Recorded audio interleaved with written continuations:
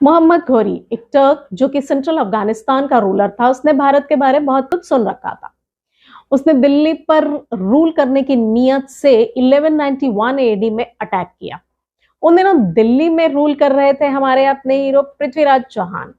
पृथ्वीराज चौहान बहुत strong ruler थे। उन्होंने बहुत आसानी से मोहम्मद घोरी को हरा दिया और भारत से भगा दिया। यहां उन्होंने गलती कर दी समहाउ। इस वॉर को कहते हैं first battle of Tarain. Mohammad Ghori वापस गया। उसने अपने आप को रीऑर्गेनाइज किया, अपनी सेना को रीग्रुप किया और अगले साल 1192 एडी में दोबारा दिल्ली पर अटैक किया। अब क्योंकि उसे पृथ्वीराज चौहान की ताकत का अंदाजा हो चुका था, वो पूरी तैयारी के साथ आया था। इधर पृथ्वीराज चौहान को थोड़ी परेशानी हुई तो उन्होंने आसपास के राजा से मदद मांगी। कुछ ने मदद की, पर जो सबसे पावरफुल रूलर थे कन्नौज के राजा जयचंद, उन्होंने पृथ्वीराज को मदद देने से साफ इनकार कर दिया। नतीजा ये हुआ कि पृथ्वीराज चौहान 1192 की सेकेंड बैटल ऑफ तराइन में हार गए and Delhi fail in hands of a foreign rule.